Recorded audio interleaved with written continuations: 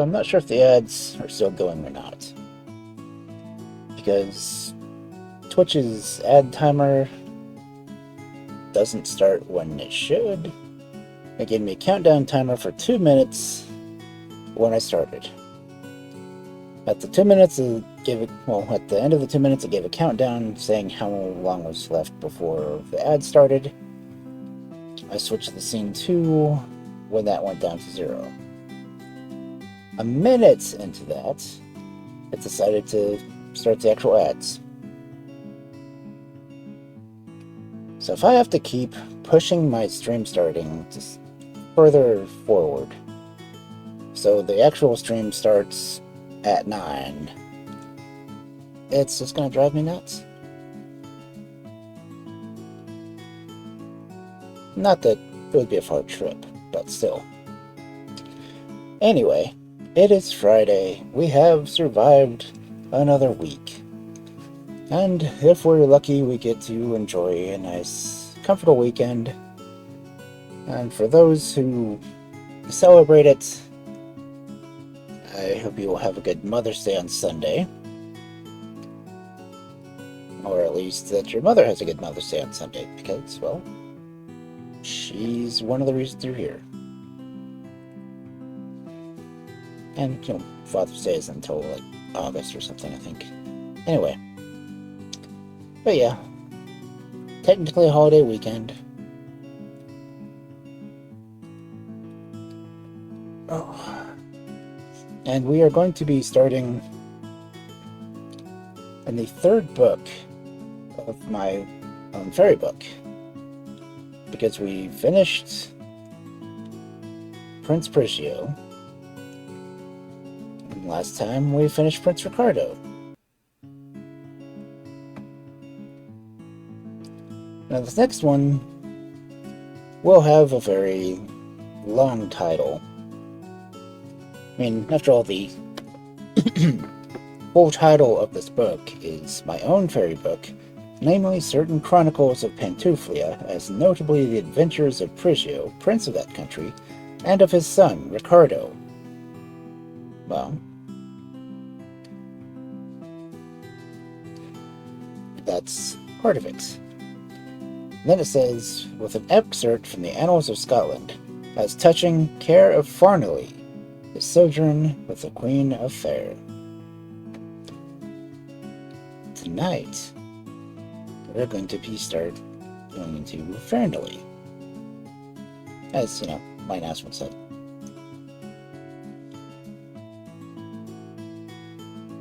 Why do I have a receipt being used as a bookmark in this book?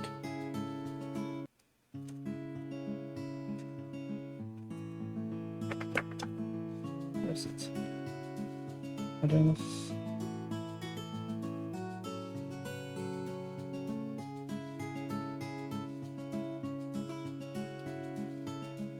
Okay. Not sure why I had that section marked. So, removing that mark. And it's 9:05. I'm not sure how far we'll be able to get into this book. Each of the others have taken 2 streams. I don't imagine this would take that much, but who knows. But anyway, we're once again going into this book.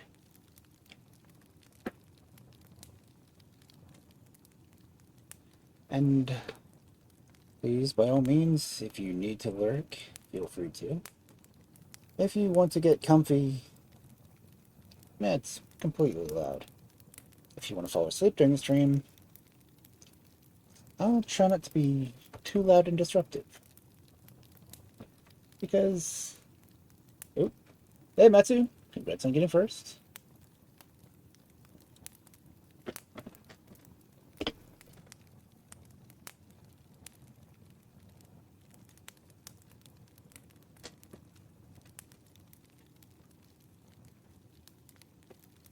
We are getting into Fairnilee tonight.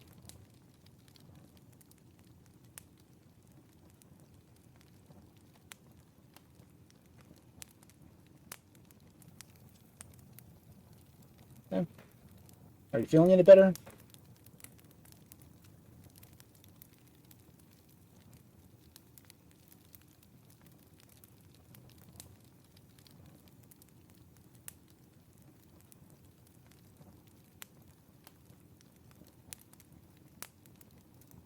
Looks like my microphone's picking up. Yeah. Looks a little low, but I'm leaning away from it again. Ah, but this is a new tale.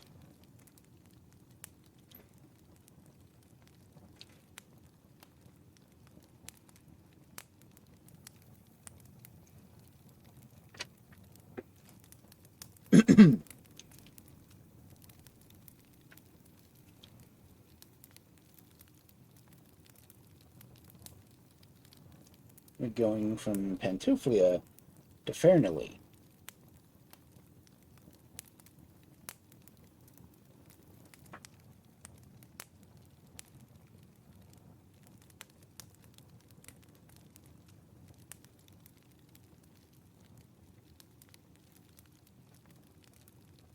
So the title of this third book of my own fairy book, The Gold of Fairnilee. Dedicated to Jeanie Lang. Dear Jeanie, for you, far away on the other side of the world, I made this little tale of our own country.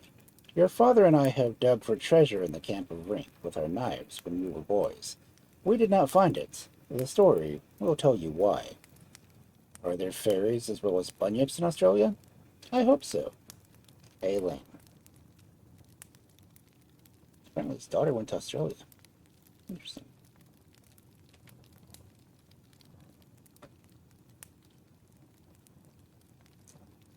Whuppity Story Song. And this tale is by the author's friend, F. de Q.M.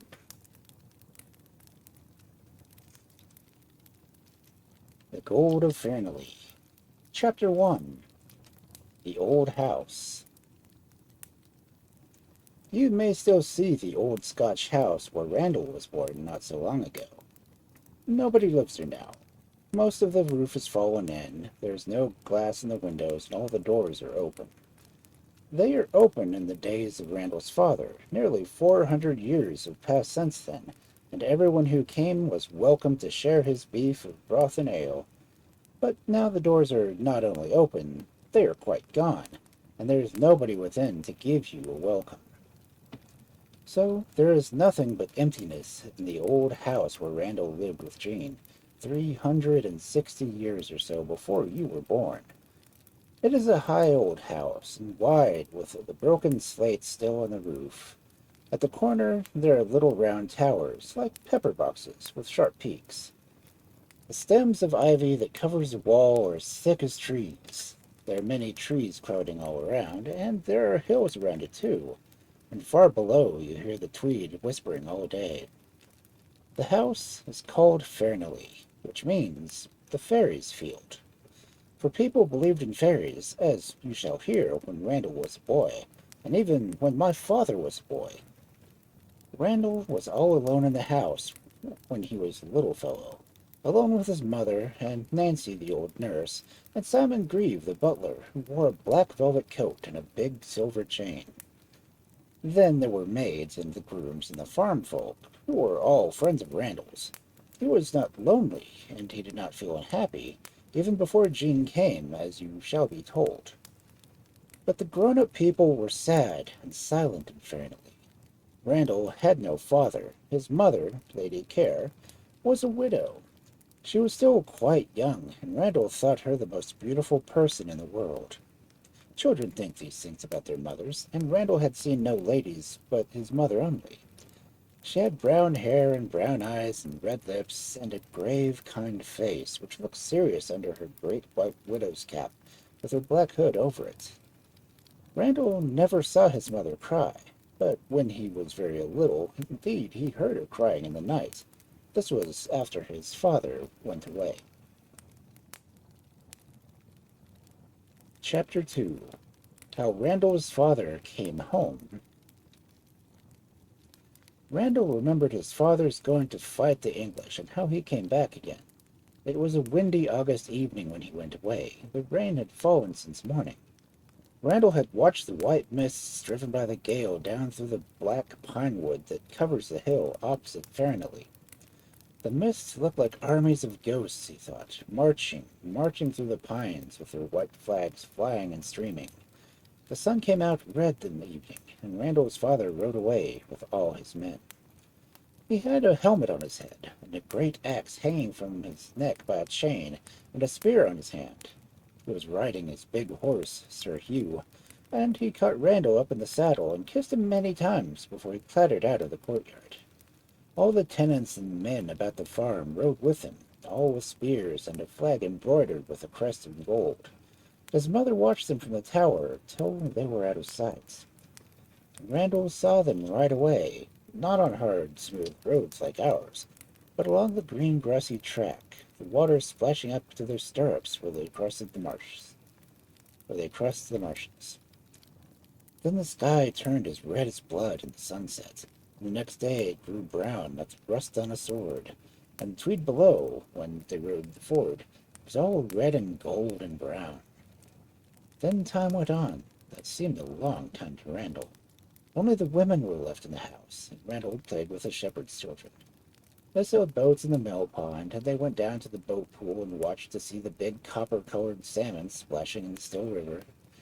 One evening Randal looked up suddenly from his play. It was growing dark. He had been building a house with round stones and wet sand by the river. He looked up, and there was his own father. He was riding all alone, and his horse, Sir Hugh, was very lean and lame and scarred with the spurs. The spear in father's hand was broken, and he had no sword. And he looked neither right nor to the left. His eyes were wide open, but he seemed to see nothing. Randal cried out to him, "Father! Father!" But he never glanced at Randal. He did not look as if he had heard him, or knew he was there, and suddenly he seemed to go away. Randal did not know how or where. Randal was frightened. He ran into the house and went to his mother. "Oh, mother," he said, "I have seen father. He was riding all alone, and he would not look at me. Sir Hugh was lame." "Where is he gone?" said Lady Care in a strange voice. "He went away out of sight," said Randal. "I could not see where he went." Then his mother told him it could not be, that his father would not have come back alone. He would not leave his men behind him in the war. But Randal was so sure that she did not scold him. She knew he believed that he said. He saw that she was not happy. All that night, which was the 4th of September in the year of 1513, the day of Floodenfight, Randal's mother did not go to bed. She kept moving about the house. Now she would look from the tower window up to Tweed, and now she would go along the gallery and look down Tweed to the other tower. She had lights burning in all the windows. The next day she was never still. She climbed with 2 of her mates to the top of the hill above the air, on the other side of the river, and she watched the roads down Edric and Yarrow. Welcome and guilty. The next night she slept little and rose early. About noon, Randal saw 3 or 4 men riding wearily with tired horses. They could scarcely cross the ford of Tweed, the horses were so tired. The men were Simon Grieve, the butler, and some of the tenants. They looked very pale. Some of them had their heads tied up, and there was blood on their faces. Lady Care and Randal ran to meet them. Simon Grieve lighted from his horse and whispered to Randal's mother. Randal did not hear what he said, but his mother cried, "I knew it! I knew it!" And she turned white. "Where is he?" she said. Simon pointed across the hill. "There, bring me the coal," he said. Randal knew that poor meant father. Oh, meant dead body. He began to cry. "Where's my father?" he said. "Where's my father?" His mother led him into the house. She gave him to the old nurse who cried over him, and kissed him, and offered him cakes, and made him a whistle with a branch of plane tree. So in a short while, Randal only felt puzzled. Then he forgot and began to play. He was a very little boy. Lady Care shut herself up in her room, or bower, as the servants called it. Soon Randal heard heavy steps on the stairs and whispering. He wanted to run out, and his nurse caught hold of him and would not have let him go, but he slipped out of her hand and looked over the staircase. They were bringing up the body of a man stretched on a shield. It was Randal's father. He had been slain at Flodden, fighting for the king. An arrow had gone through his brain, and he had fallen beside James IV, with many another brave knight, all the best of Scotland, the flowers of the forest. What was it Randal saw when he thought he had met his father in the twilight 3 days before? He never knew. His mother said he must have dreamed it all. The old nurse used to gossip about it to the maids. "He's a unibarn, poor Randal. Wish he may have been Fae." She meant that Randal was a strange child, and that strange things would happen to him.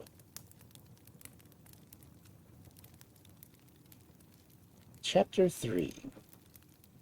How Jean was brought to Fairnilee. The winter went by very sadly. At first the people about Fairnilee expected the English to cross the border and march against them. They drove their cattle out on the wild hills and into marshes where only they knew the firm paths, and raised walls of earth and stone, barntons they called them, around the house, and made many arrows to shoot out of the narrow windows at the English. Randal used to like to see the arrow making beside the fire at night. He was not afraid, and said he would show the English what he could do with his little bow. But weeks went on, and no enemy came. Spring drew near, and snow melted from the hills. And one night Randal was awakened by a great noise of shouting. He looked out the window, and he saw bright torches moving about. He heard the cows routing and bellowing, and the women screaming. He thought the English had come. So they had. Not the English army, but some robbers from the other side of the border. At that time the people on the south side of Scotland and the north side of England used to steal each other's cows about time.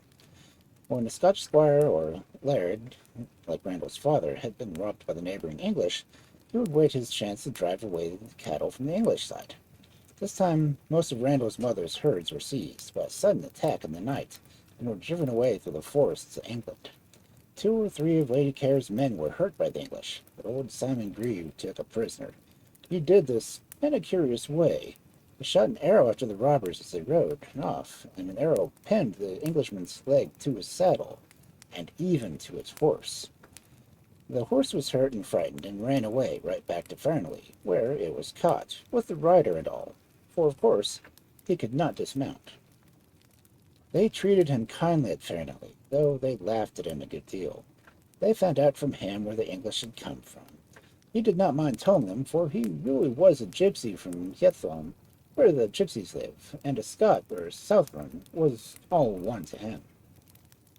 When old Simon Grieve knew who the people were that had taken the cows, he was not long in calling the men together and trying to get back what he had lost. Early one April morning, a grey morning, with snow in the air, he and his spearmen set out, riding down through the forest and into Littlesdale. When they came back again, there were great rejoicings in Fairnilee. They drove most of their own cows before them, and a great many other cows that they had not lost, cows of the English farmers. The byres and yards were soon full of cattle, lowing and roaring, very uneasy, and some of them with marks of spears that had goaded them across many hills of ford, and many a rocky pass in the hills. Randal jumped downstairs to the great hall where his mother sat. Simon Grieve was telling her all about it. "I can drive on poor I can, my lady," he said, "and the Alban's some o'er ains that was born our ain. For by the racket and the plenishing hoots, and the hartering, and a bonny burden of tapestries and plaids, and here we have to show for a ride."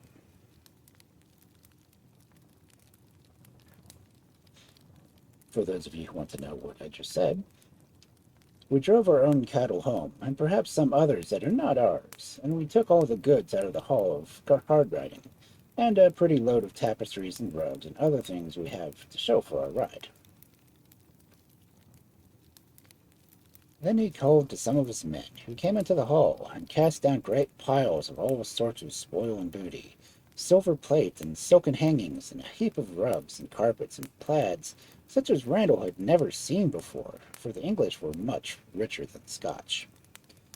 Randal threw himself on the pile of rugs and began to roll on it. "Oh, mother!" he cried suddenly, jumping up and down with wide eyes open. "There's something living in the heap. Perhaps a doggy or a rabbit or a kitten." Then Randal tugged at the clothes, and then they all heard a loud, shrill cry. "Why, it's a bairn!" said Lady Care, who sat very grave all this time, pleased to have done the English some harm, for they had killed her husband, and were all her deadly foes. "It's the bairn!" she cried, and pulled out a heap of cloaks and rugs, and a little beautiful child in its white nightdress, with its yellow curls all tangled over its blue eyes. Then Lady Care and the old nurse could not make much of the pretty English child that had come there in such a wonderful way. How did it get mixed up with all the spoil, and how had it been carried so far on horseback without being hurt? Nobody even knew. It came as if the fairies had sent it. English it was, and the best Scot could not hate such a pretty child. Old Nancy Dryden ran up to the old nursery with it, and laid it in a great wooden tub full of hot water, and was giving it warm milk to drink, and dandling it, before the men knew what had happened. "The Aunt bairn will be a bonny mate for you, Maister Randal," said the old Simon Grieve. "'Deed, I dinna think her kin will come for spearing after her at Fairnilee. The red cock's crowing over Hardenby's way this way. And when the women folk come back frae the wood, there'll nae be other things for the go fire down the barns." When Simon Greaves said that the red cock was crowing over the enemy's home, he meant that he had set it on fire after the people who lived in it had run away. Lady Care grew pale when she heard what he said. She hated the English for sure, but she was a woman with a kind heart. She thought of the dreadful danger that the little English girl had escaped, and she went upstairs and helped the nurse to make the child happy. Accidentally stole a kid. Cool. I don't know who Jeanie is. Chapter 4. Randal and Jean. The little girl soon made everyone at Fairnilee happy. She was far too young to remember her own home, and presently she was crawling up and down the long hall and making friends with Randal.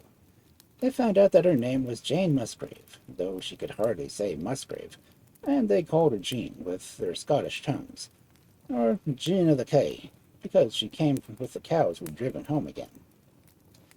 Soon the old nurse came to her like her near as well as Randal. Her ain bairn, her own child, as she called him. In the summer days, Jean, as she grew older, would follow Randal about like a little doggy. They went fishing together, and Randal would pull the trout out of the Cardenburn or the Burn of Peel, and Jeanie would be very proud of him, and very much alarmed at the big, wide jaws of the yellow trout. And Randal would plait helmets with green rushes for her and him, and make spears of bulrushes, and play at tilts and tournaments. There was a peace in the country, or if there was war, it did not come quite near the quiet valley of the Tweed and the hills that lie around Fairnilee. In summer, they were always on the hills and by the burnsides. You cannot think, if you could not have tried, what pleasant company a burn is. It comes out of the deep black wells in the moss far away on the tops of the hills, where the sheep feed, and the fox peers on its hole, and the ravens build on the crags. The burn flows down from lonely places, cutting a way between steep green banks, tumbling in white waterfalls over the rocks, and lying in black deep pools below the waterfalls. At every turn it does something new, and plays a fresh game with its brown waters. The white pebbles in the water look like gold.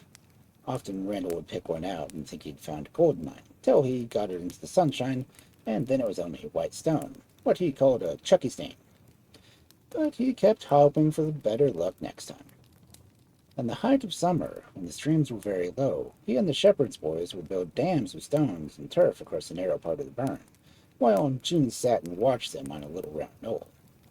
Then, when plenty of water had collected in the pool, they would break the dam and let it all run down a hill in a little flood.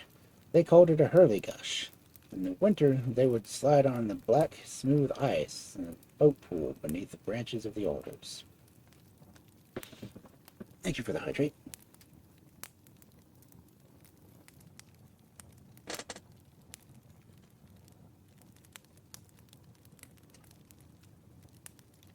Or they would go out on the yarrow with shepherd's dog and follow the track of wild creatures in the snow. The rabbit makes marks like this, and the hare makes marks like this. But the fox's track is just as if you had pushed a piece of wood through the snow. A number of cuts in the surface, going straight along. When it was very cold, the grouse and the blackcocks would come home in the trees near the house, and Randal and Jean would put out porridge for them to eat. And the great white swans floated in from their frozen lochs on the hills and gathered round to open reaches and streams of the Tweed. It was pleasant to be a boy in the north. And at Halloween, they would duck for apples in tubs of water and burn nuts in the fire, and look for the shadow of the lady Randal was to marry in the mirror. But he only saw Jean looking over her shoulder. The days were very short in winter, so far north, and they would soon be driven into the house. Then they sat by the nursery fire, and those were almost the pleasantest hours, for the old nurse would tell them old Scotch stories of elves and fairies, and would sing them old songs. Jean would crawl close to Randal and hold his hand, for fear the redhead, or some other awful bogey, should get her. And in the dancing shadows of the firelight, she would think she saw Whuppity Stoorie, the wicked old witch with the spinning wheel. But it was really nothing but the shadow of the wheel that the old nurse drove with her foot. And all that whirred and rattled as she span and told her tale. The people spanned their clothes at home then, instead of buying in the shops, and the old nurse was a great woman for spinning. She was a great woman for stories, too, and believed in fairies and bogles, as she called them. Had not her own cousin, Andrew Tamson, passage Caulshield's Loch one New Year morning, and had he not heard the dreadful roaring, as if all the cattle on Fallendale's hill were routing at once, and then did he not see the great black beast roll down the hillside like a great black ball and run into the loch, which grew white with foam, and the waves leaped up the banks like a tide rising? And what could that be except a kelpie that lives in Caulshield's Loch, and is just a mucky big water bull? And what's for you should there be no water key if there's no land's key? Randal and Jean thought about it. Very likely there were key or cattle in the water, and some Highland people think it's so, and they believe to have seen a great kelpie come roaring out of the lake, or a shelly coat, whose skin was crusted like a rock with shells, sitting beside the sea. The old nurse had other tales that nobody believes any longer about brownies. A brownie was a very useful creature to have at a house. He was a kind of ferryman, and he came out in the dark when everybody had gone to bed, just as mice pop out at night. He never did anyone any harm, but he sat and warmed himself by the kitchen fire. If any work was unfinished, he did it, and made everything tidy that was left out of order. If it was pity that there were no such bogles now. If anybody offered a brownie any payment, even if it was only a silver penny or a new coat, he would take offense and go away. Other stories the nurse had about hidden treasures and buried gold. If it believed her, there was hardly an old stone in the hillside that had gold under it, and the various sheep that fed upon the Aden hills, which Randal knew very well, had yellow teeth because there was so much gold under the grass. Randal had taken 2 scones or rolls out of his pocket for dinner and ridden over to the Eldon Hills. He had seen a rainbow touch them once, and there he hoped he would find the treasure, as that always lies at the trail of a rainbow. But he got very soon tired digging for it, and with his little dirk or dagger. He blunted the dagger, but he found nothing. Perhaps he had not marked quite the right place, he thought, but he looked at the teeth of the sheep, and they were all yellow, so he had no doubt that there was a gold mine under the grass, if he could only find it. The old nurse knew that it was very difficult to dig up fairy gold. Generally something happened when people heard their pickaxes clink on the iron pot that held the treasure. A dreadful thunderstorm or lightning would break out, or the burn would be flooded and rush down all red and roaring, sweeping away the tools and drowning the digger. Or a strange man that nobody had ever seen before would come up, waving his arms and crying out that the castle was on fire. Then the people would hurry up to the castle and find that it was not on fire at all. When they returned, all the earth would be just as it was before they began, and they would give up in despair. Nobody could ever see the man again that gave the alarm. "Who could he be, nurse?" Randal asked. "Just one of the good folk, I'm thinking, but it's no wheel of speaking to them." Randal knew that the good folk meant the fairies. The old nurse called them the good folk for fear of offending them. She would not speak much about them, except now and then when the servants had been making merry. "And is there treasure hidden there, Fairnilee, nursey?" asked little Jean. "Treasure, my bonny dew, mair than a man can about the tune can carry away from morning till nicht, and ye can know the rhyme." "Between the wet ground and the dry, the gold of Fairnilee doth lie." "And there's another old rhyme. Between the camp o' Rink and Tweed water clear, lie 9 kings' ransoms for 900 year." Randal and Jeanie were very glad to hear so much gold was near them as could pay 9 kings' ransoms. They took their small spades and dug little holes in the camp of Rink, which is a great old circle of stonework, surrounded by a deep ditch, on the top of a hill above the house. But Jeanie was not a very good digger, and even Randal grew tired. They thought they would wait until they grew bigger, and then find the gold. I'm not find where Fairnilee's for no reason. Of course, I want to get to Scotland anyway, but still. Chapter 5. The Good Folk. "Everybody knows there's fairies," said the old nurse one night when she was bolder than usual. What she said we'll put to English, not Scotch as she spoke it, but they do not like to be called fairies. So the old rhyme runs: "If you call me imp or elf, I want to look well to yourself. If you call me a fairy, you'll find me quite contrary. If good neighbor you call me, then good neighbor I will be. But if you call me kindly sprite, I'll be your friend both day and night." So you must always call them good neighbors or good folk when you speak of them. "Did you ever see a fairy, nurse?" asked Randal.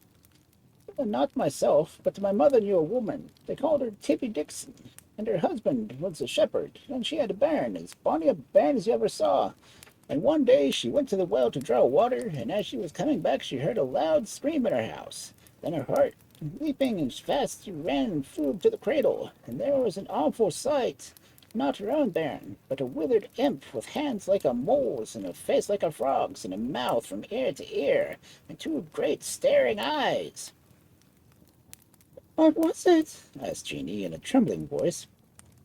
"A fairy's bairn that had not thriven," said the nurse. "And when their bairns do not thrive, they would just steal honest folks' children and carry them away to their own country." "Where's that?" said Randal. "It's under the ground," said the nurse.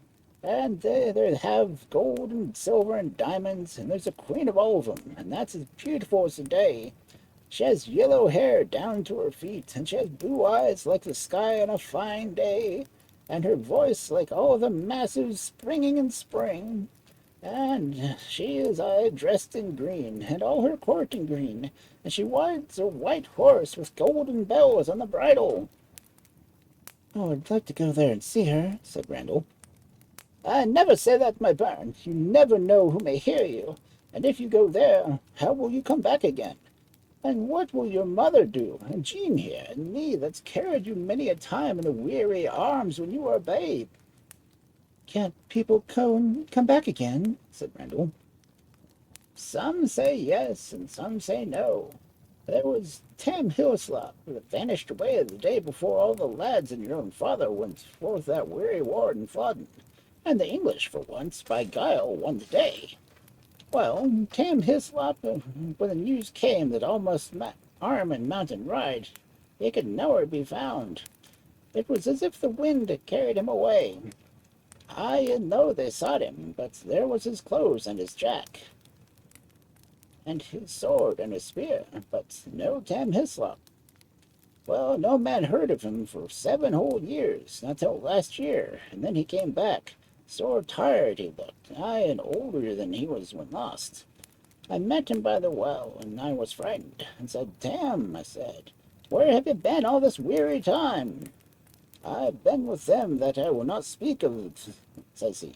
You mean the good folk, says I. Ye have said it, says he. And then I went up to the house with my heart in my mouth.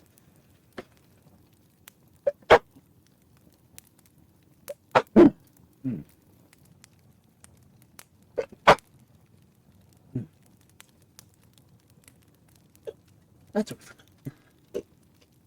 I didn't have my fairy light on. It's coming after me.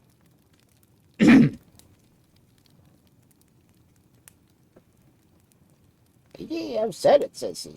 Then I went up to the house with my heart in my mouth, and I met Simon Grieve. Simon, I says, here's Sam Hillsop come home from the good folk. I'll soon send him back to them, he says. And he takes a great rung and lays out about at Tam's shoulders, and calling him a coward, and loon, and ran away from the fighting. And since then Tam has never been seen about the place. But the laird's man of Gaia knows them that says he was in Perth the last 7 years, and not in Fairyland at all. But it was Fairyland, he told me, and he would not lie to his own mother's half-brother's cousin. Randal did not care much for the story of Tam Hillsop. A fellow who had let old Simon Grieve beat him could not be worthy of the Fairy Queen. Randal was about 13 now, a tall boy with dark eyes, dark hair, and brown face with red on his cheeks. He had grown up in a country where everything was magical and haunted, where fairy knights rode on the leas after dark and challenged men to battle. Every castle had its tale of a redcap, the sly spirit, or of the woman with the hairy hand. Every old mound was thought to be covered hidden gold, and it was also lovely. Green hills rolling between the river and river, with no men on them, nothing but sheep and grouse and plover. No wonder that Randal lived in a kind of dream. He would lie and watch the long grass till it looked like a forest, and then he thought he could see elves dancing between the green grass stems like they were fairy trees. He kept wishing that he, too, might meet the Fairy Queen, and be taken into that other world, where everything was beautiful. Yeah. Yeah, I had another 2 bots in a row. Both for the same place.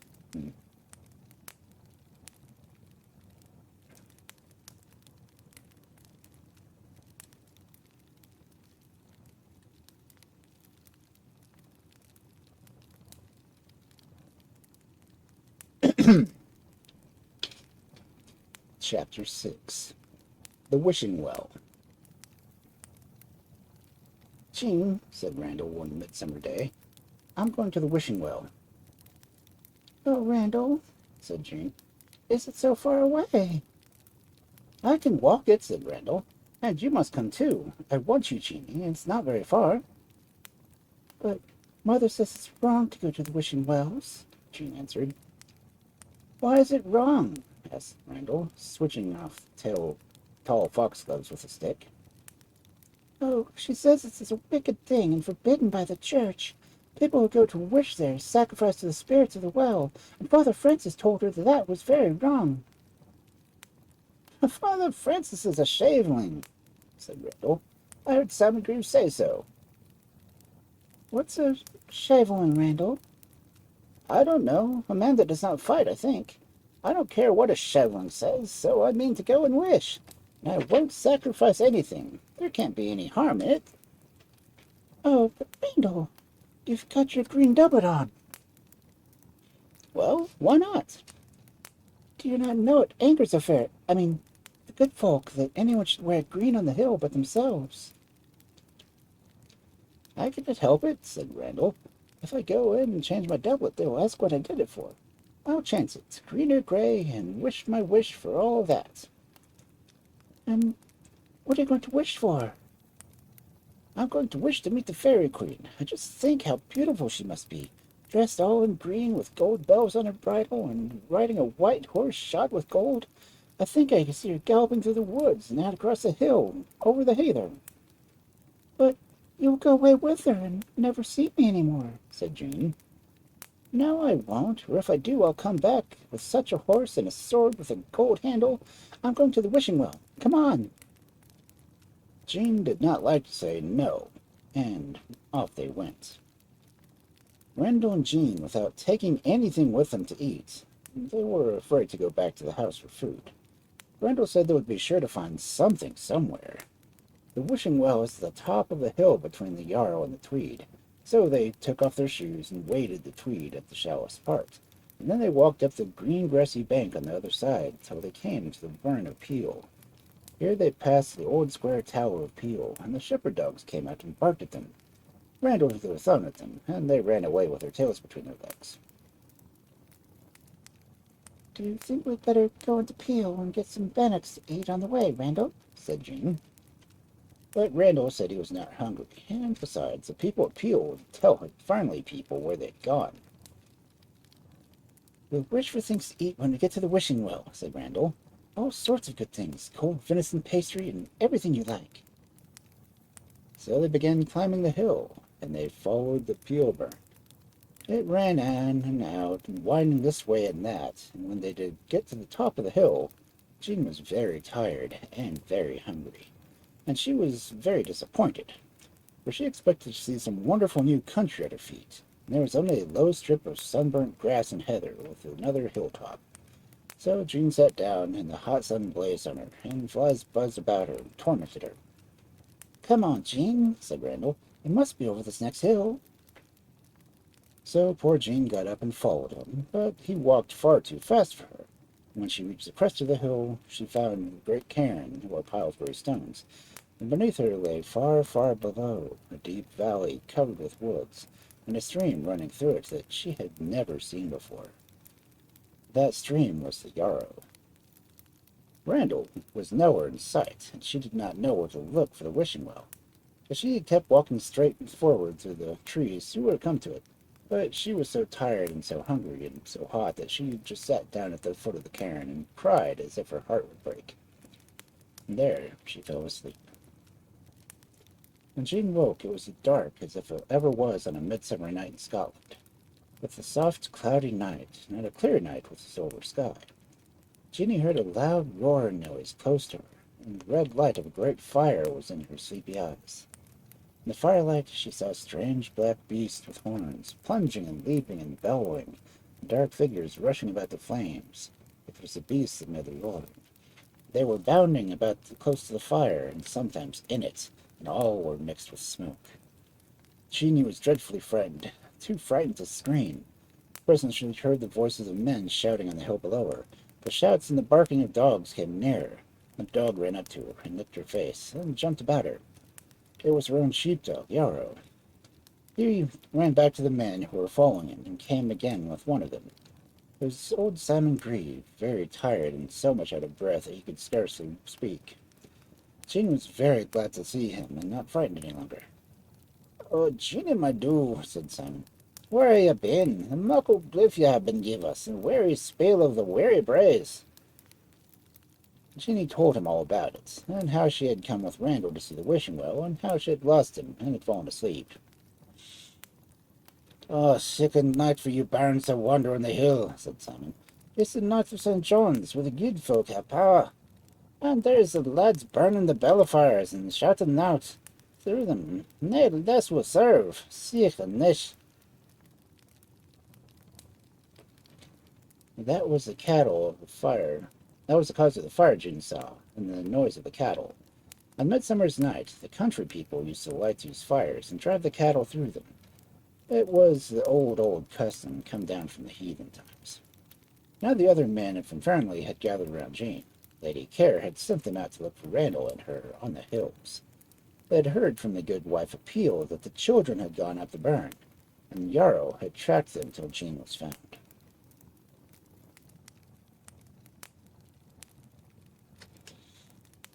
Okay, well, Randal is gone. Guess what the title of the next chapter is? Chapter 7. Where is Randal?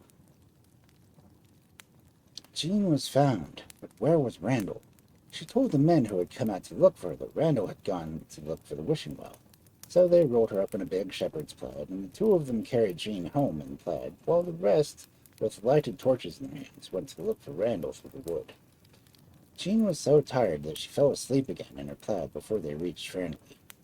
She was wakened by men shouting as they drew near the house, to show that they were coming home. Lady Care was waiting at the gate, and the old nurse ran down the grassy path to meet them. "Where's my bairn?" she cried as soon as she was within call. The men said, "Here's Mistress Jean, and Randal will be with us soon. They have gone to look for him." "Why are they looking for you?" "Just about the wishing well."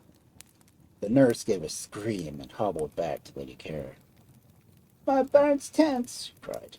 "My bairn's tense. They'll never find him. The good folk have stolen him away from that weary wishing well." "Hush, nurse," said Lady Care. "Do not frighten Jean." She spoke to the men, who had no doubt that Randal would soon be brought home. So Jean was put to bed, where she forgot all of her troubles, and Lady Care waited all night till the gray light began to come in, about 2 in the morning. Lady Care had kept very still and quiet, telling her beads and praying. But the old nurse would never be still, and was always wandering down to the river's edge, listening for the shouts of the shepherds coming home. Then she would come back and moan with wringing her hands, crying for her bairn. About 6 o'clock, when it was broad daylight and all the birds were singing, the men returned from the hill, but Randal did not come home with them. Then the old nurse set up a great cry, as the country people do over the bed of someone who has just died. Lady Care sent her away and called Simon Grieve to her room. "Have you not found the boy yet?" she said, very stately and pale. "He must have wandered into the hour. Perhaps he has gone as far as Newark and passed right out of the castle, or with the shepherds at Fauchutes." "No, my lady," said Simon Grieve. "Some of the men went over to Newark, and some went to Fauchutes, and the other went down to Sir John Murray's at Philipra. And there's never a word of Randal in the countryside." "Did you find no trace of him?" said Lady Care, sitting down suddenly in a great armchair. "Well, we went through the wood, my lady, by the path to the wishing well, and he had been there, for the whip he carried in his hand was lying on the grass. And we found this." He put his hand in his pouch and brought out a little silver crucifix that Randal used to always wear around his neck on a chain. "This was lying on the grass beside the wishing well, my lady." Then he stopped. The Lady Care had swooned away.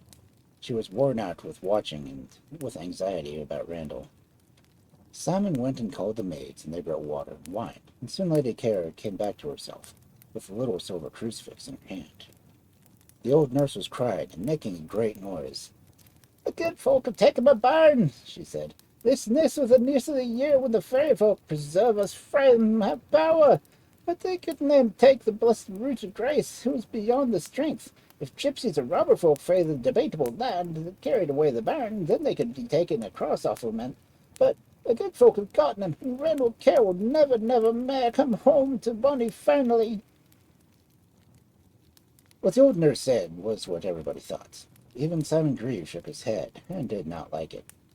But Lady Care did not give up hope. She sent horsemen through all the countryside, and up Tweed to the Crook, and down to Tulla, up Yarrow, and past Catslet Tower, and on the block of St. Mary, and up Edinburgh to Thurslestane, to Breclew, and over to Gala, and the Braxenholm, and Tibbetdale, and even to Hermitage Castle, far away in the Little Water. They rode far, and they rode fast, and every cottage and every tower they asked, "Have you seen a boy in green?" Nobody had seen Randal through all of the countryside. Only a shepherd lad on the Fulshus Hill had heard bells ringing in the night and the sound of laughter go past him, like a breeze of wind over the heather. Days went by, and all the country was outlooked for Randal. Down in Yeltham they sought him, among the gypsies, and across the Eden to Mary Carslow, and through the land debatable where the robber Armstrongs and Grahams lived, and far down Tweed, past Melrose, and up Jegwater, far into the Shavat Hills. But there never came any word of Randal. It vanished as if the earth had opened and swallowed him. Father Francis came from Melrose Abbey and prayed with Lady Care, and gave her all the comfort he could. He shook his head when he heard of the wishing well, but he said that no spirit of earth or air could have power over a Christian soul. But even when he spoke, he remembered that once in 7 years the fairy folk have to pay a dreadful tax, one of themselves to the king of a terrible country of darkness. And what if they had stolen Randal, to pay the tax with him? That was what troubled Father Francis, though like a wise man he said nothing about it, and even put the thought away out of his own mind. But you may be sure that the old nurse had thought of this tax on the fairies too, and that she did not hold her peace about it, but spoke to everyone that would listen to her, and would have spoken to the mistress if she had been allowed.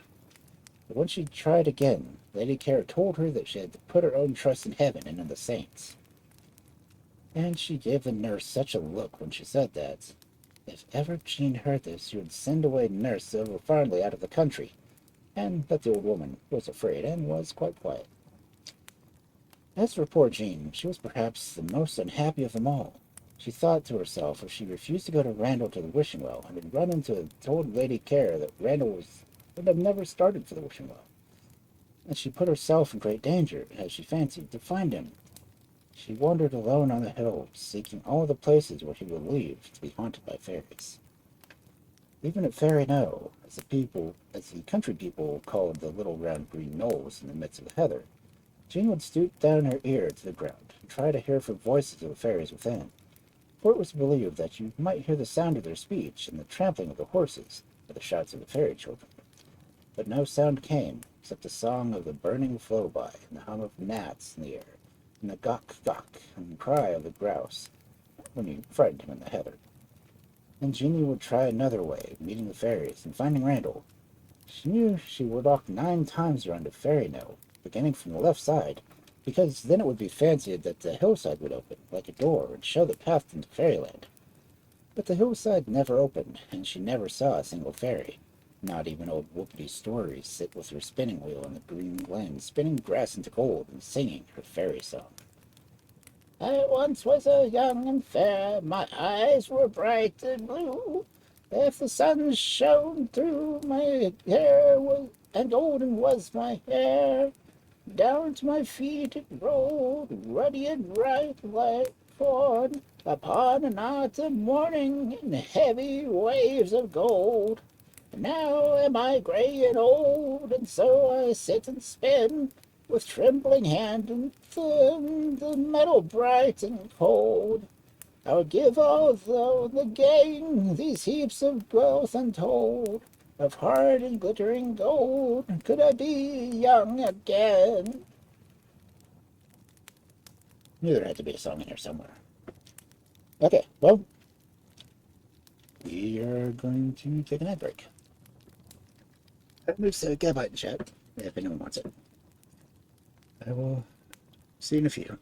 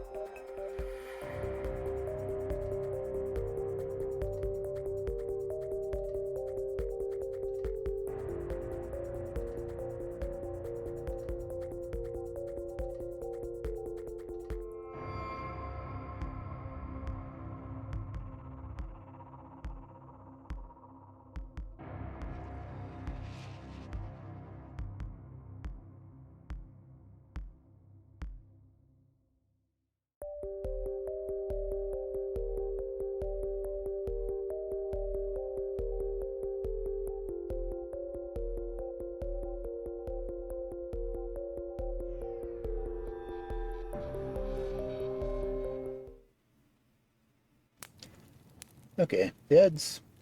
Well, yeah, don't know if it should have been over a few minutes ago, but it didn't start doing the ads until 3 minutes into the break. So what good does having a countdown timer do if it doesn't count down time? But anyway, Randal has vanished. And only a shepherd boy heard sign of him being taken away. Because those who can't see the good folk can still tell when they're nearby because they will hear them. And, they do manipulate the physical world. Just kind of interplanar interference. And all the people who talk about uh, Robert Kirk's book, I've narrated it here on stream. It really doesn't talk that much about the fairies. It talks about how fairies are considered part of the psychic experience. So, psychical experience. So they're researching psychic phenomena alongside fairy phenomena. Do do do do do. Yes, it is to that. Anyway.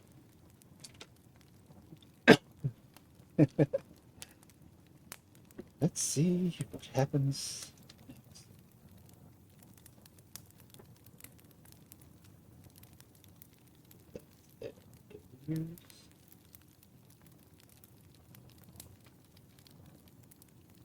Thank you for the hydrate.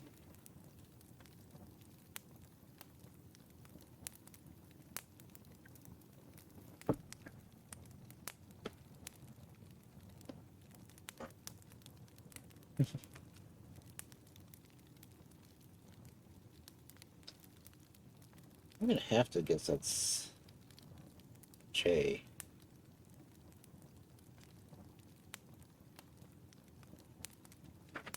Not exactly sure what a Jolier would be.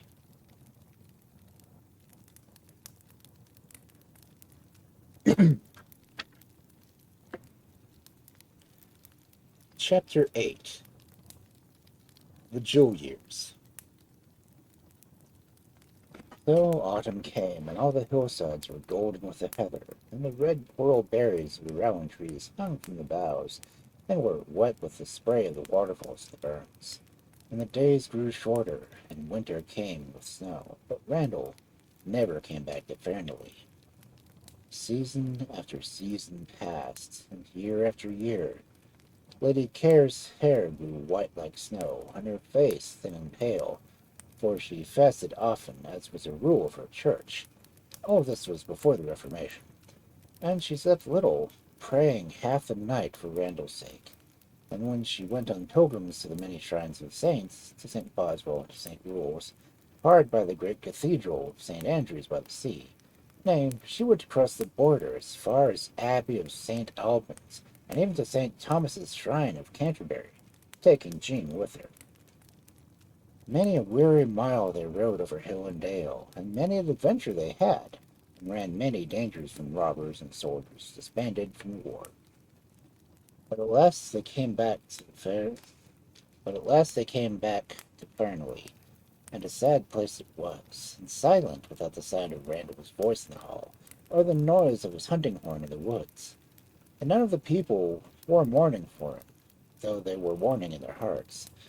For to put on black, they would look as they had given up all hope. Perhaps most of them thought they would never see him again, but Jeanie was not one who despaired. The years that had turned Lady Care's hair white had made Jean a tall, slim lass, very bonny, everyone said. And the country people called her the Flower of Tweed.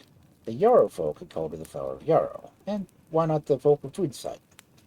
It was now 6 years since Randal had been lost, and Jeanie was grown to a young woman, about 17 years old. She had always kept up hope that Randal was with the Fairy Queen, and that he would return perhaps in the 7th year. People said on the countryside that many a man and woman had escaped out of Fairyland after 7 years' imprisonment there. Now the 6th year since Randal disappeared began very badly. It got worse as it went on. Just when spring should have come to the beginning at the end of February, there came the most dreadful snowstorm. It blew and it snowed, and it blew again, and snow was fine as dust on the road in summer. The strongest shepherds could not hold their own against the tempest, and were smothered from the waist. The flocks moved down from the hillsides, down and down, until all the sheep on the farm could be gathered together in a crowd, under the shelter of a wood in some deep dip of the hills. The storm seemed as if it would never cease. For 13 days the snow drifted and blew around. There was nothing for the sheep to eat, and if there had been hay enough, it would have been impossible to carry it to them. The poor beasts bit at the wool on each other's backs, and so many of them died that the shepherds built walls with the dead bodies to keep the wind and snow away from those that were left alive. There could be little work done on the farm that spring, and summer came in so cold and wet that the corn would not ripen, but leveled on the ground.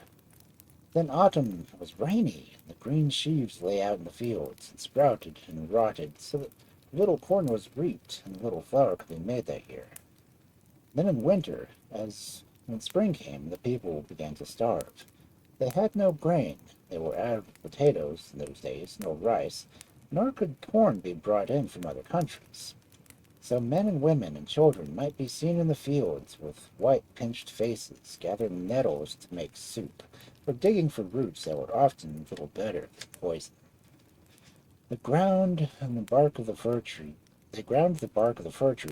and mixed it with a little flour they could get, and they ate such beasts as never are eaten except in the time of famine. It is said that one very poor woman and her daughter always looked healthy and plump in those dreadful times, and people began to suspect them of being witches, and they were taken and charged before the sheriff with living by witchcraft, and they very likely would have been burned. So they confessed that they had fed ever since the famine began on snails, but there were not snails enough for all the countryside, even if people had cared to eat them. So many men and women died, and more were weak and very ill. Lady Care spent all her money in buying food for her people. Jean and she lived as little as they could, and were careful as they could be. They sold all the beautiful silver plate except the cup that Randal's father used to drink out of long ago, but almost everything else was sold to buy corn. So the weary year went on. At Midsummer Night came round, the 7th since the night when Randal was lost. Then Jean did what she had always meant to do. In the afternoon she slipped out of the house of Fairnilee, taking a little bread in a basket, and saying that she would go see the farmer's wife at Peel, which was on the other side of Tweed. But her mind was on the wishing well. There she would wish for Randal back again, to help his mother in the evil times. And if she, too, passed away, as he had passed out of sight and hearing, then she at least might be in the land that which she had been carried away to.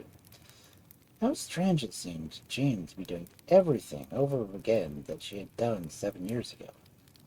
Then she had been a little girl, and it had been hard for her to work to climb the side of the peel. Now she walked lightly and quickly, for she was tall and well grown. Soon she reached the crest of the hill, and remembered how she had sat down there and cried, and when she was a child, and how the flies had tormented her. They were buzzing and teasing still, for good times or bad make no difference to them as long as the sun shines. Then she reached the cairn at the top of the next hill, and far below her lay the forest. Deep within it ran the Yarrow, glittering like silver. Jean paused for a few moments, then struck into a green path which led to the wood. The path wound beneath dark pines, and topmost branches were red in the evening light, but the shade was black beneath them. Soon the path reached a little grassy glade, where among the wet, cold grasses was the wishing well. It was almost hidden by the grass, and looked very black, cool, and deep. A tiny trickle of water flowed out of it, flowed down to join the Yarrow. The trees about it had scraps of rags and other things pinned to them, offerings made by the country people to the spirits of the well. So I guess it would technically be the ill years, not the chill years. The ill years. Okay. Chapter 9. The White Roses. Jeanie sat down beside the well. She wished her 3 wishes: to see Randal, to win him back from Fairyland, and to help the people in the famine. Then she knelt on the grass and looked down into the well water. At first she saw nothing but the smooth black water with little waves trembling in it. Then the water began to grow bright within, as if the sun was shining far, far below. Then it grew as clear as crystal, and she saw through it, like a glass, into a new country. A beautiful country with a wide green plain. In the midst of the plain, a great castle with golden flags floating from the tops of all the towers. Then she heard a curious whispered noise that thrilled and murmured, as if all the music of the trees that the wind blows through the world were in her ears, as if the noise of all the waves of every sea, and the rustling of heather bells on every hill, and the singing of all the birds were sounding, low and sweet, far, far away. Then she saw a great company of knights and ladies dressed in green, ride up to the castle, and one knight rode apart from the rest, on a milk-white steed. They all went to the castle gates. This knight rode slowly and sadly behind the others, with his head bowed on his breast. Then the musical sounds were still, and the castle and the plain seemed to wave in the water. Next they quite vanished, and the well grew dim, and then grew dark and black and smooth as it had been before. And still she looked, and from the little well bubbled up with a sparkling foam, and so began still again, like a mirror, till Jeanie could see her own face in it, and beside her face came the reflection of another face, a young man's, dark and sad and beautiful. His lips smiled at her. Then Jeanie knew it was Randal. She thought he must be looking over her shoulder, and she leaped up in a cry and glanced around. But she was all alone, and the wood about her was empty and silent. The light had gone out of the sky, which was pale like silver, and overhead she saw the evening star. Jeanie then thought all over. She had seen Randal as if he had been in the grass, and she hardly knew him. He was so much older, and his face was so sad. She sighed and turned to go away over the hills and back to Fairnilee. But her feet did not seem to carry her the way she wanted to go. It seemed as if something within her were moving her in a kind of dream. She felt herself going on through the forests, she did not know where. Deeper into the woods she went, and now it grew so dark that she saw scarce anything. Only she felt the fragrance of briar roses. It seemed to her that she was guided toward the roses. Then she knew there was a hand in her hand, though she saw nobody, and the hand seemed to lead her on. She came to an open place in the forest, and there the silver light fell clear from the sky, and she saw the great shadowy rose tree covered with wild white roses. The hand in hers was still in her hand. Jeanie began to wish for nothing so much as to gather some of those roses. She put out her hand, and she plucked one. And there before her stood a strange creature, a dwarf, dressed in yellow and red, with a very angry face. "Hi-yo!" he cried.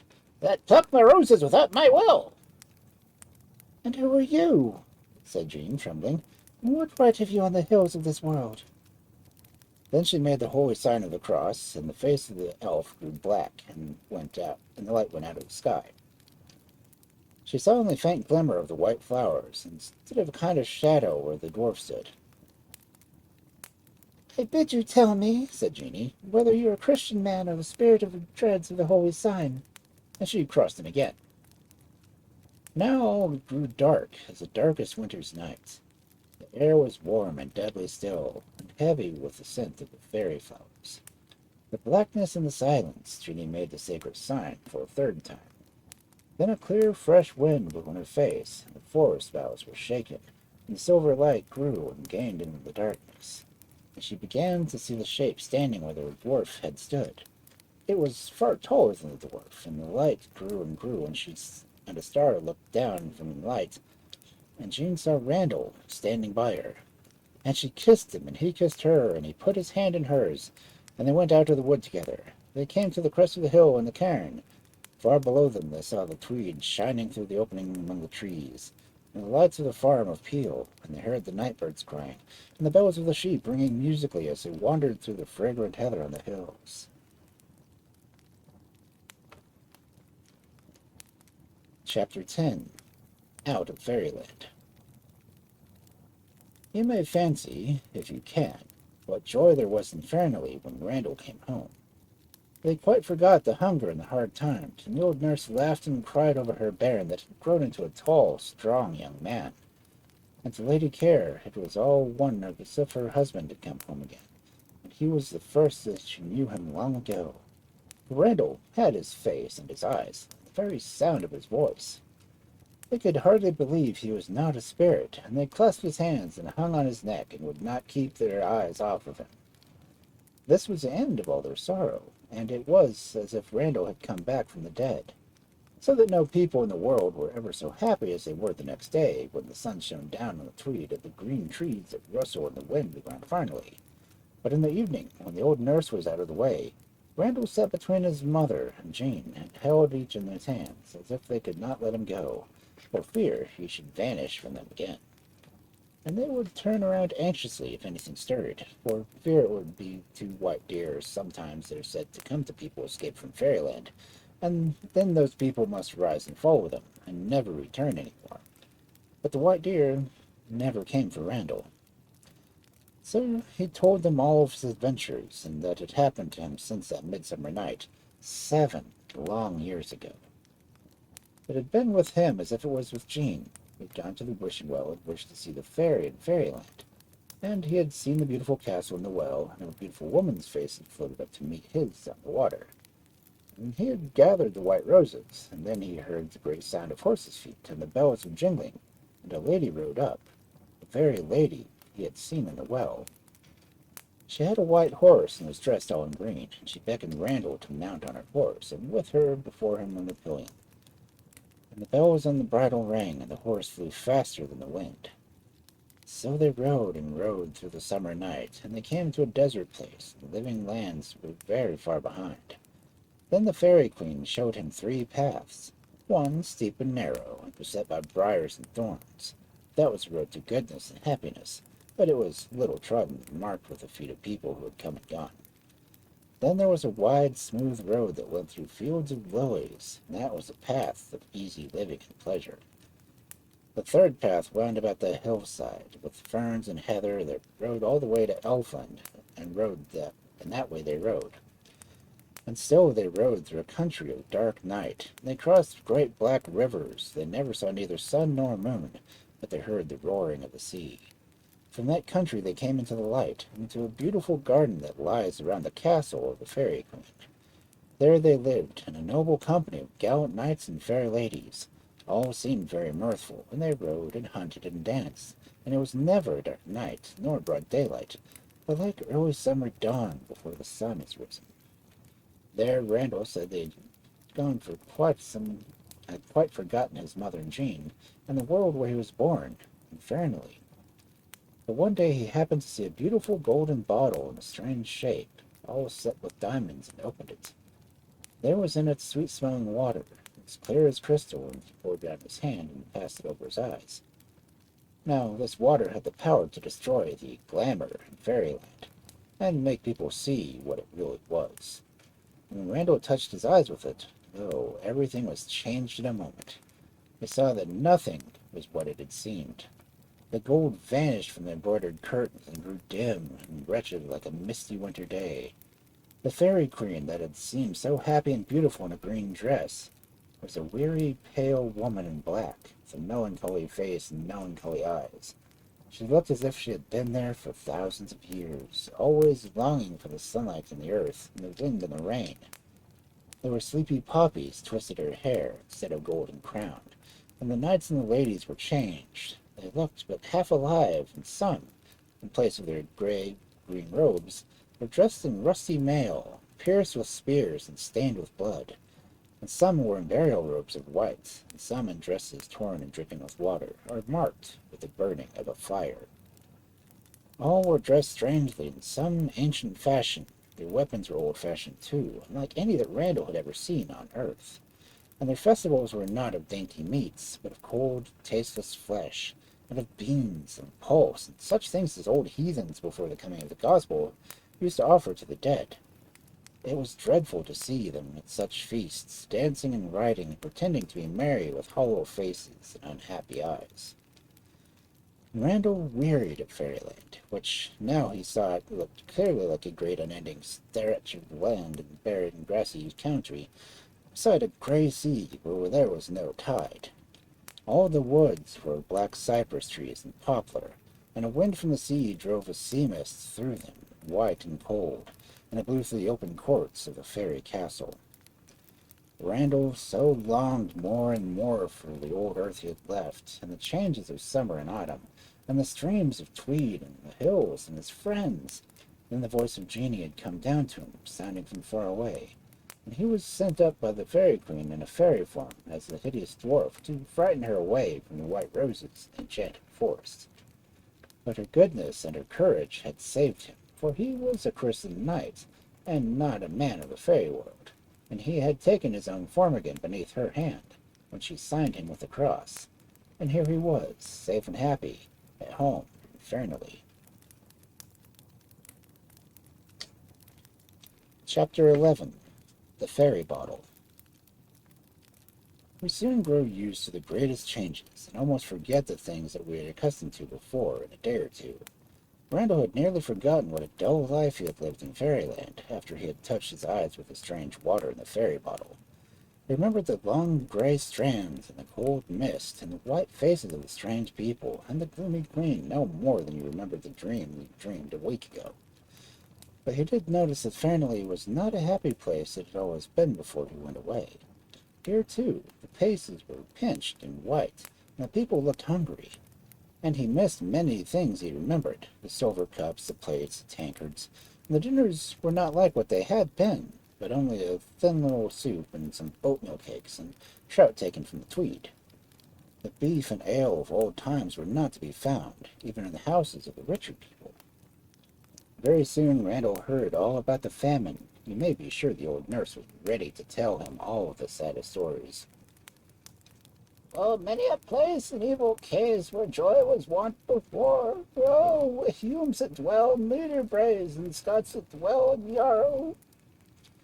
And the old woman would croon her old prophecies, and tell them how Thomas the Rhymer had lived in Eldenfrude, had foretold all of this. And she would wish that they could find these hidden treasures that the rhymes were full of, and maybe were lying, who knew, quite near them in their own lands. Where's the Gold of Fairnilee? She would cry. And oh, Randal, can you dig for it, and find it, and buy corn out of England for the poor folk that are dying at your doors? Between the wet ground and the dry, the Gold of Fairnilee doth lie. There it is, the sun never glinting on it, and there it may bide till Judgment Day, and no man the better for it. Between the camp of Rake and Tweed quarter clear, lie 9 kings' ransoms for 900 year. I doubt it's fairy gold, nurse, said Randal, and it would all turn black when it saw the sun. It'd just be like the bottle, the only thing I brought with me out of Fairyland. Then Randal put his hand in his velvet pouch and brought out a small, curious bottle. It was shaped something like a teardrop, and was made of something that none of them had ever seen before. It was black, and you could see the light through it, and there were green and yellow spots and streaks in it. That ugly bottle looked like gold and diamonds when I found it in Fairyland, said Randal, and the water in it smelled as sweet as roses. But when I touched my eyes with it and drop into my mouth was as salt as the sea, and immediately everything changed. The gold bottle became this glass thing, and the fairies became like folk dead, and the sky grew gray, and they turned to waste and ugly. That's the way with fairy gold, nurse, and if you found it, even it would all be dry leaves and black bits of coal before the sun sets. Maybe so, and maybe no, said the old nurse. The Gold of Fairnilee may now be fairy gold, Not just wealth of the world that's folk buried. Just wealth of this world that folk buried here outside. But no, Randal, my bairn. I'm on going out and seeing the sister's son's doctor. That's lying there sick of the kent off drink, and take her some of the physic that I gave you, Jean, when you were in Barnes. So the old nurse went out, and Randal and Jean began to feel sorry for the child she was going to visit, for they remembered the taste of the old cider the old nurse made them by boiling the bark of the elder tree branches, and I remember it too, for it was the nastiest thing I've ever tasted. Nobody did any good after it. Then Randal and Jean walked out, strolling along without noticing where they went, and talking about the pleasant days when they were children.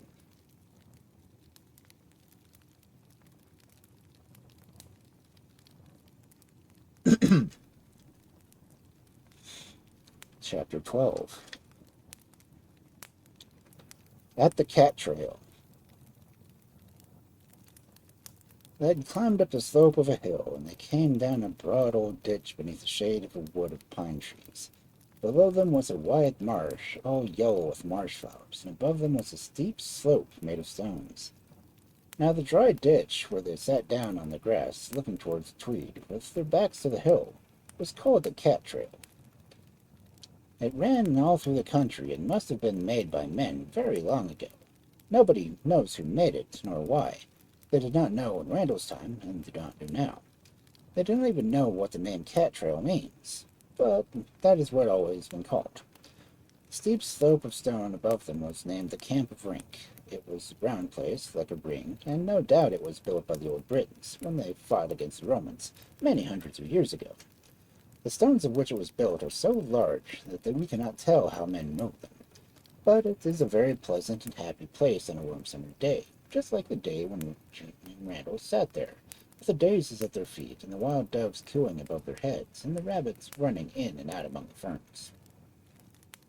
Jean and Randal talked about this and that, chiefly on how some money could be got to buy corn and cattle for his people. Randal was in favor of crossing the border at night and driving away cattle from the English side, according to the usual custom. "Every day I expect to see a pair of spurs and a dish at our dinner table," said Randal.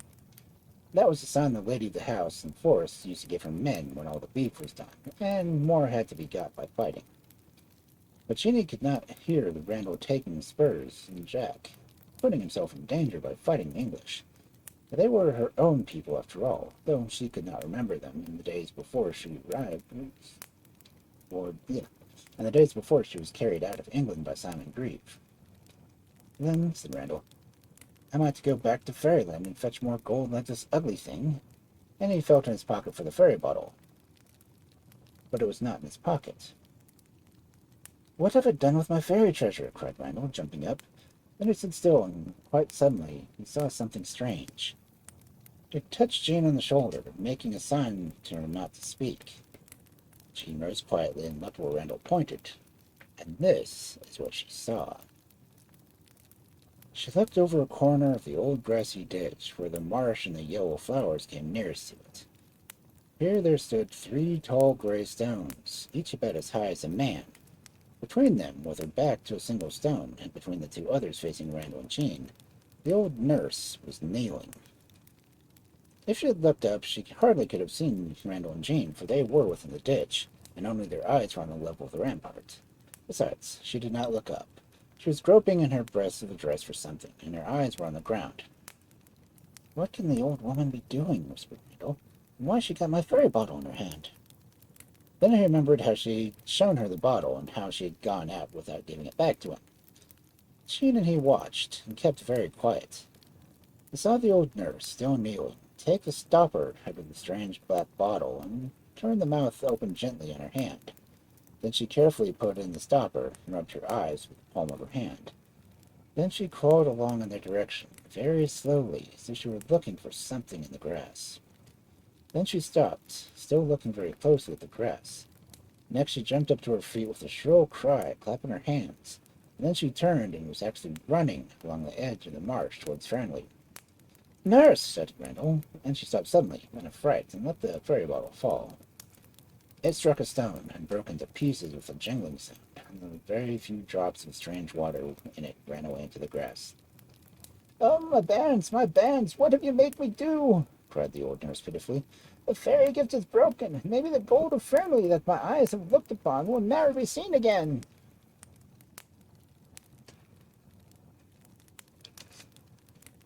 Chapter 13. The Gold of Fairnilee. Randal and Jeanie went to the old woman and comforted her, though they could not understand what she meant. She cried and sobbed and threw her arms about, but by degrees they found out the story. When Randal had told her how all he saw in Fairyland was changed after he touched his eyes with the water from the bottle, the old woman remembered many tales that she had heard some charm known to the fairies which helped them to find hidden things and see through walls and stones. Then she had got the bottle from Randal and had stolen out, meaning to touch her eyes with the water and try whether that was a charm or whether she could find the treasure spoken of in the old rhymes. She went between the camp of Rink and the Tweed water clear, and the place which lay between the wetland and the dry, that is, between the marsh and the Catrail. Here she had noticed the 3 great stones which were made of a chamber of the hillside, and there she had anointed her eyes with salt water and bottled tears. Then she had seen through the grass, she declared, and through the upper soil, and had beheld great quantities of gold, and she was running with the bottle to Randal and to touch his eyes with the water, that he might see also. But out of Fairyland, the strange water only had its magical power while it was still wet on the eyelashes. This the old nurse soon found, for when she went back to the 3 standing stones and looked, she saw nothing, only grass and daisies. And the fairy bottle was broken, and all the water spilt. This was her story, and Randal did not know what to believe. But so many strange things had happened to him that one more did not seem impossible. So he and Jean took the old nurse home and made her comfortable in her room, and Jean put her to bed and got her a little wine and an oat cake.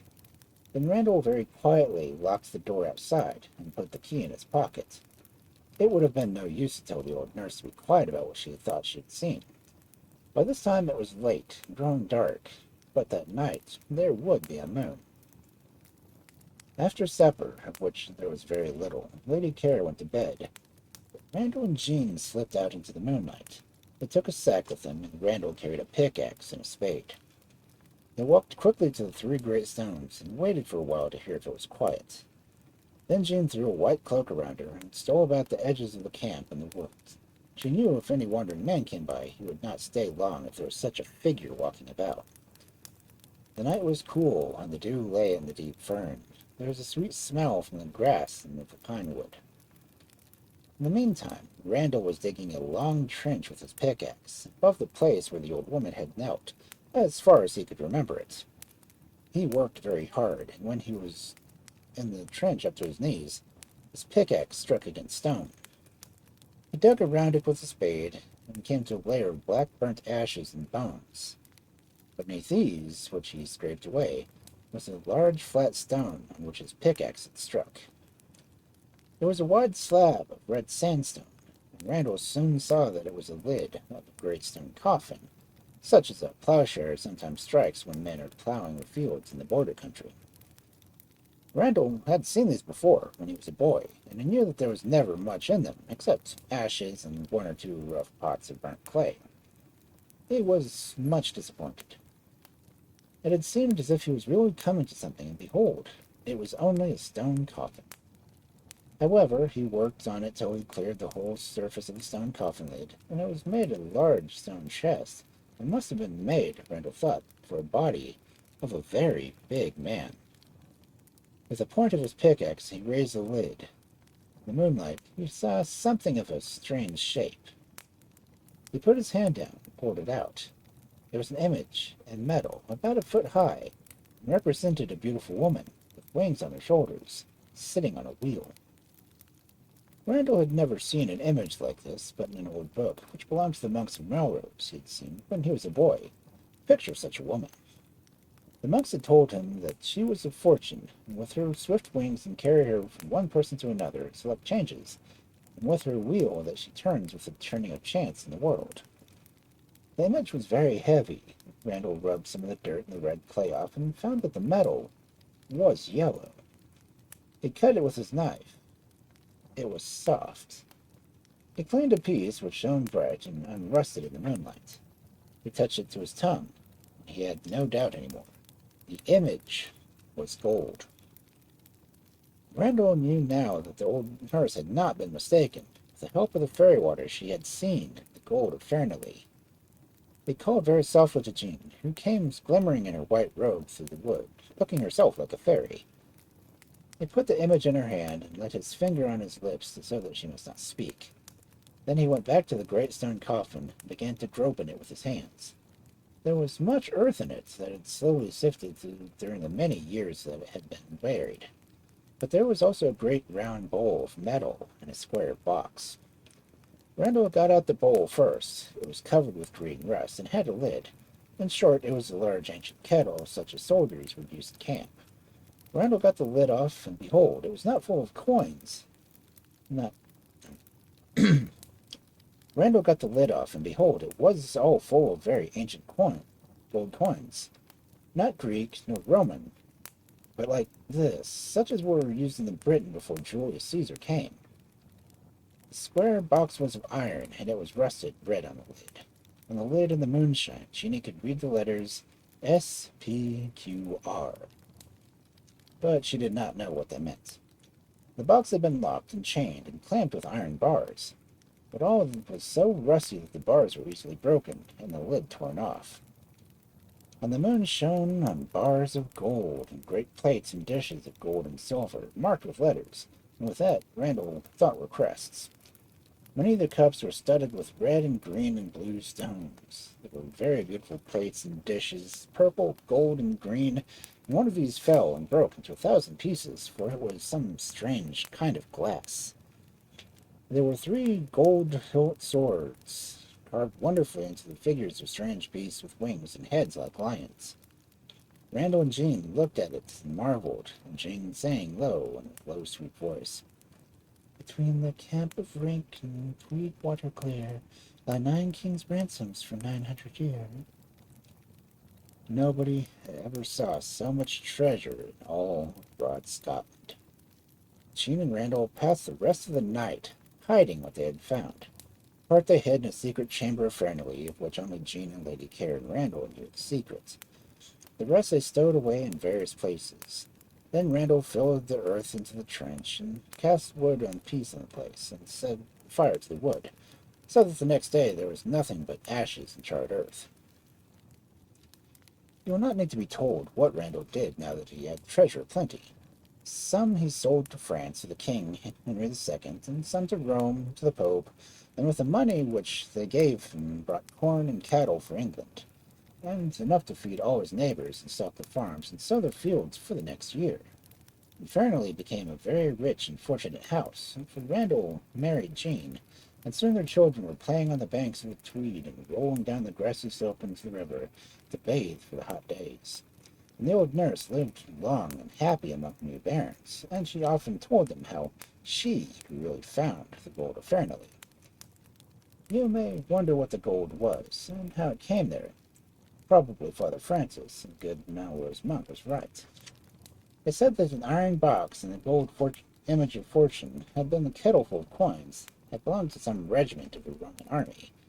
The kettle and the coins, they must have been taken from the Britons. The box and all the plate were their own, and brought from Italy. Then they, in their turn, must have defeated some of the fierce tribes beyond the Roman wall, and must have lost all their treasure.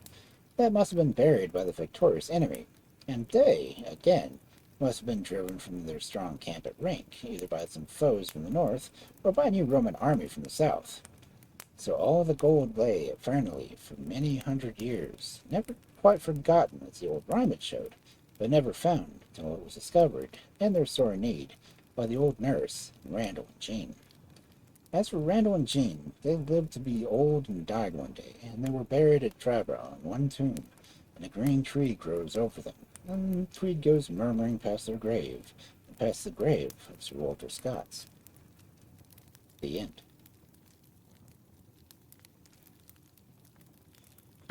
Okay, well, I didn't think I'd do the entire thing tonight, but apparently I did.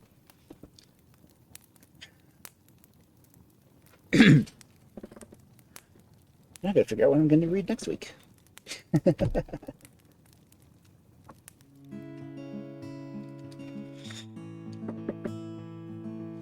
The Gold of Fairnilee was definitely an interesting story.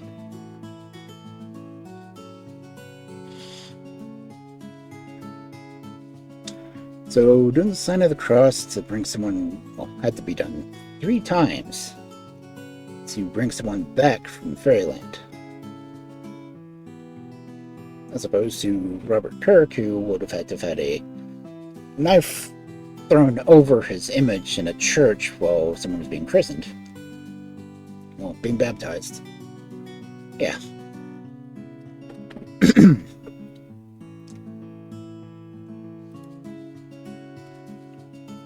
Now, there's usually some logic to fairies. I mean, he was sent to try to scare her away by the Fairy Queen.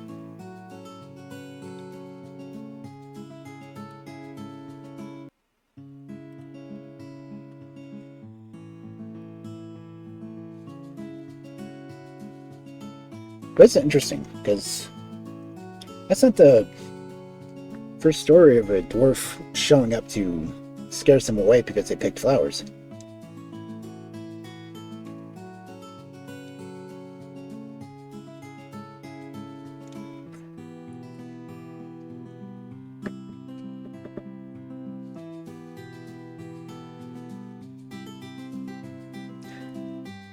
But just like in the Prince Perigeo and Prince Ricardo,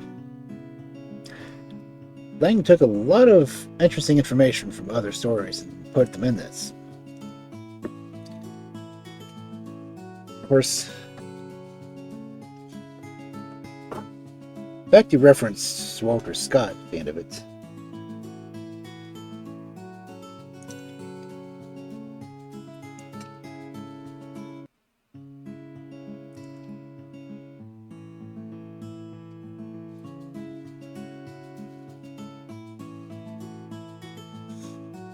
Yeah.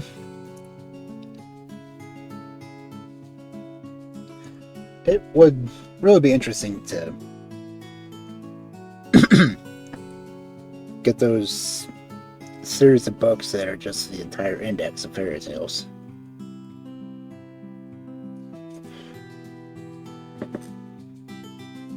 But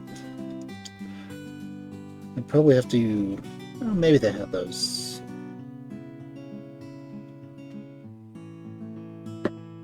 I don't know if they'd have on Project Gutenberg or not. But I know they're all at the Library of Indianapolis. Well, Library of Indiana University.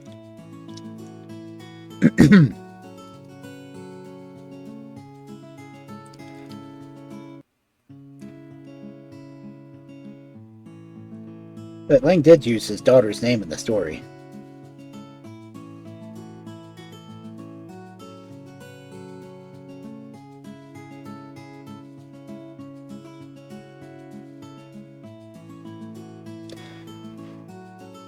So either he named the person in the story after his daughter, or named his daughter after the person in the story.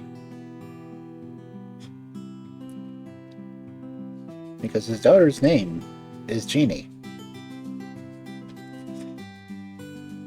Since it was in the dedication.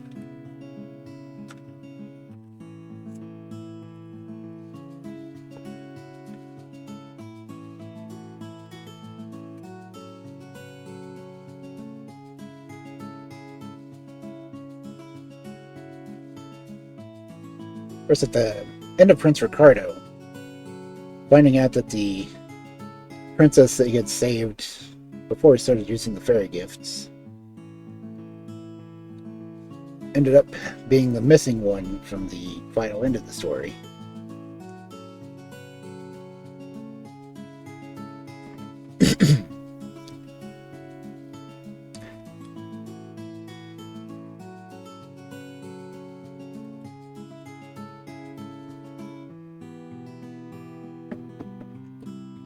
It's Princess Jacqueline being an Incan princess that Ricardo rescued and took to Pantuflia was kind of an interesting thought.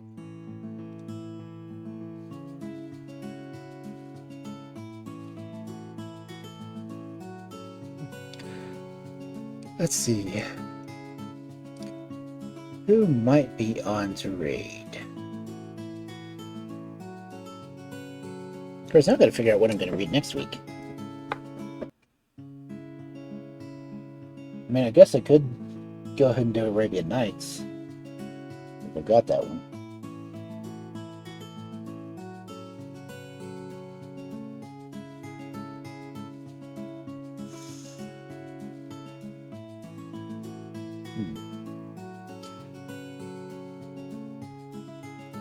It's not like I can run out of fairy tale books. I just run out of fairy tale authors. Editors. Let's see.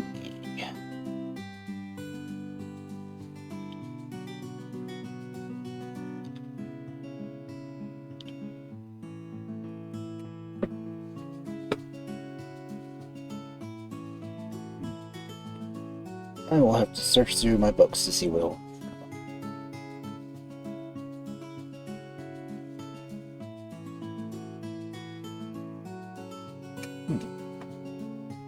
Ouch.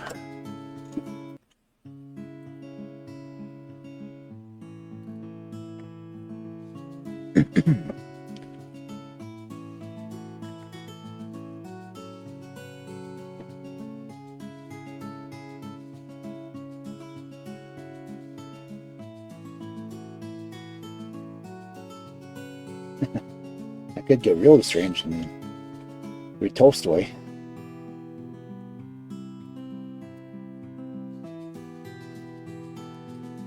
Was this one printed?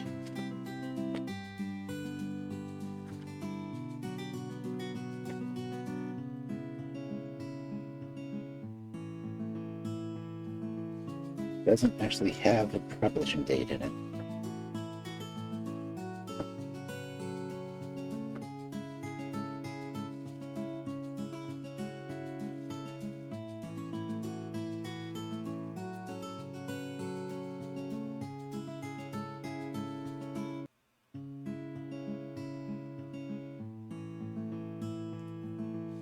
That's definitely another one done by chapters.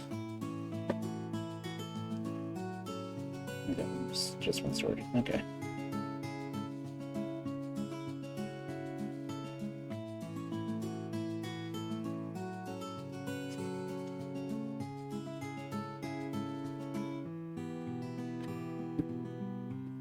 But I have a book that is Tolstoy, Stories and Legends.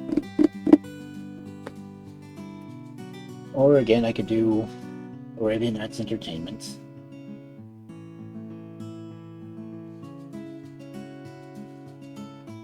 See how many more things I can dig up from Lang.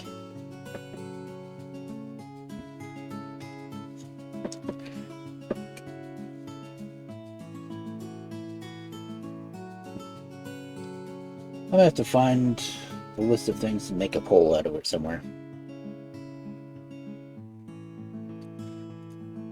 As I have Tolstoy ones, a couple of books of Victorian fairy tales, Time for True Tales,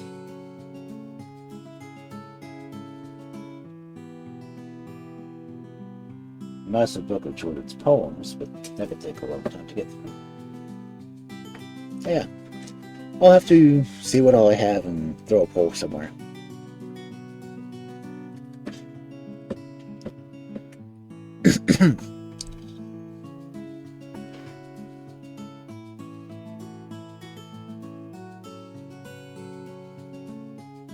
And if nothing else, I could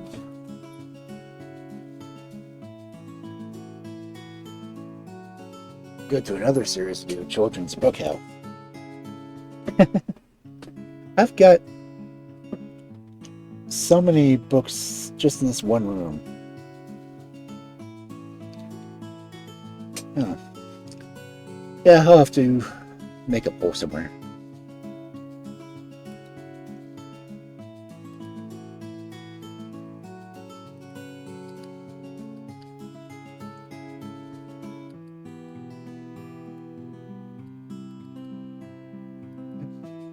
not seeing anyone else on my list reading right. Well, no. Hey, Catrail is still reading The Witcher. I think The Witcher, Blood of Elves.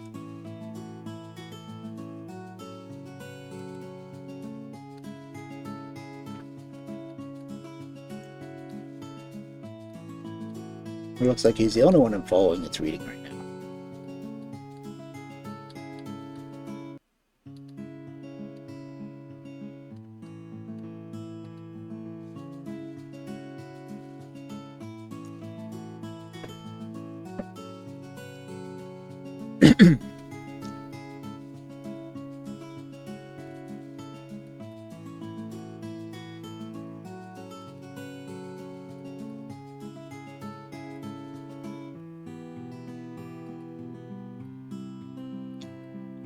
What do you think?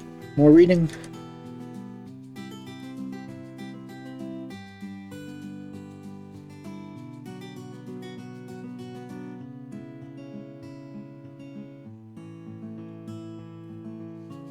Or raid one of the many people I know that are playing games right now.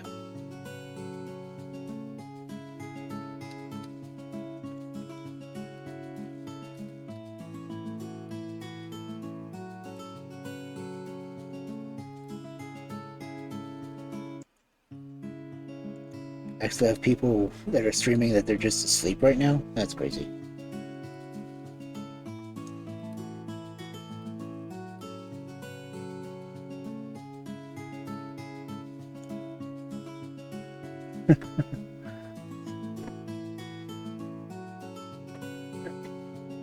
Let's go ahead and...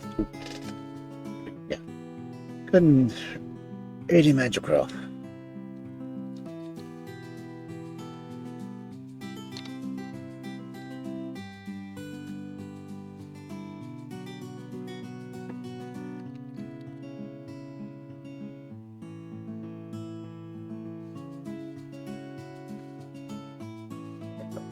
Spelled it right. Looks like I spelled it right. So, I will try to get everything edited and cleaned up. Hopefully over the weekend. Probably not because of Mother's Day. But I'll try to get it done as soon as I can. In the meantime, I hope everyone has a wonderful weekend and a wonderful night. And I'll see you next time.